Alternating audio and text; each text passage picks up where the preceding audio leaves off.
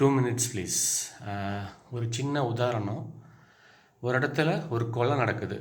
ஒருத்தர் இன்னொருத்தரை கத்தியை வச்சு குத்திடுறாரு. ஸோ தீர்ப்பு எப்படி இருக்கும் அப்படின்னு நம்ம நினைப்போம்.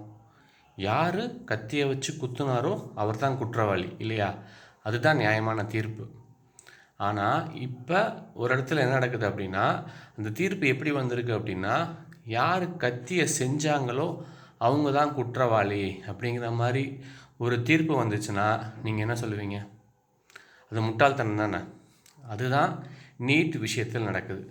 அதாவது நீட்டை பற்றி பேசும்போதெல்லாம் என்ன சொல்கிறாங்க அப்படின்னா, அது நீட்டுங்கிறது காங்கிரஸ் கொண்டு வந்ததாச்சே, நீட்டுங்கிறது திமுக ஆதரிச்சதாச்சே அப்படின்னு திசை திருப்புறாங்க இல்லையா? ஏன் காங்கிரஸோ இல்லை திமுகவோ அந்த நீட்டை கொண்டு வரணும்? அப்போ ஒரு 25-30 வருஷத்துக்கு முன்னாடி இல்லை 20 வருஷத்துக்கு முன்னாடி மருத்துவ கட்டமைப்பு எப்படி இருந்துச்சுன்னு யோசிக்கணும். அப்போவே தமிழ்நாட்டில் உலகத்தரமான மருத்துவ வசதிகள் இருந்துச்சு. பல இடங்கள் சிங்கப்பூர்லேருந்து, துபாயிலிருந்து, யூஎஸ்லேருந்து கூட வந்து இங்கே மருத்துவம் முடிச்சுட்டு இந்த கட்டமைப்பு சூப்பராக இருக்குன்னு சொன்ன பல உதாரணங்கள் உண்டு இல்லையா? நம்ம கண்கூட பார்த்துருக்கோம்.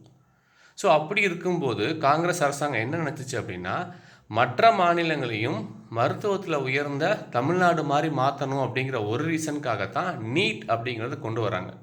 ஸோ கொண்டு வரும்போதே ஒரு எக்ஸம்ஷனும் வைக்கிறாங்க.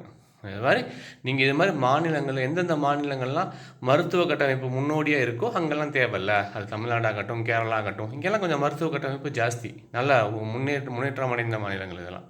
ஸோ அங்கே வேணாம் அப்படிங்கிற அந்த ஒரு இதில் தான் பேசிஸில் தான் கொண்டு வர்றாங்க. இங்கேயுமே காங்கிரஸ் இருந்த வரைக்கும் நீட்டை யாரும் திணிக்கலை. எப்போ பிஜேபி ஆட்சிக்கு வராங்களோ அப்போ இருந்து தான் நீட் அப்படிங்கிற அந்த கொடிய விஷயம் திணிக்கப்படுது. ஸோ நல்லா புரிஞ்சுக்கோங்க, நீட்டில் எத்தனையோ மாணவர்கள் இருந்ததுக்கு காரணம் எல்லாமே ஆளும் பாசிச பாஜக தான். நன்றி, வணக்கம்.